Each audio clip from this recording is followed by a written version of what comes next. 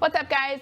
Another injury that we see a ton in dance is low back pain. So the exercise that I'm about to show you here can be used to really mobilize those hips and give our low back a break. And they're also just really good to do for overall hip mobility, hip health, getting those hips nice and strong at those end ranges of motion. I'm only going to show you one side of it, but you can do the other, just mimicking that one side. If you've been to the sports pod, you know that we use the 90-90 position a lot. Okay, this position allows us to get into internal and external rotation of those hips at one time, right? So we are going to start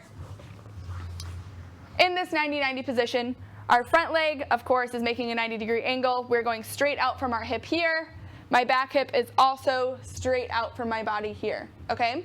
So from here, in order to keep our low back out of it and really isolate that hip movement, again, I want you to think about pulling up from your core. String is pulling you to the ceiling. Nothing here should really move, okay? All the movement here is coming from our hips. So this front leg, which is an external rotation, we are going to take it from this external rotation.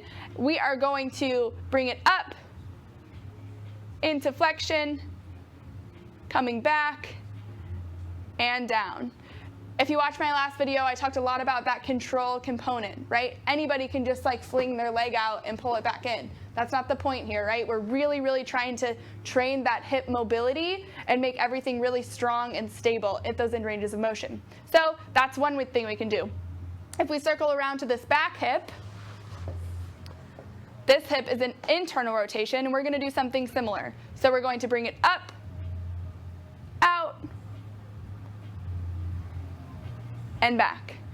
Again, nice and slow, nice and controlled. You can see that I had a little bit of movement of my upper body. Not exactly what we want, right? We want to limit the movement happening on top, isolating that movement happening from the hips. Let me know if you have any questions.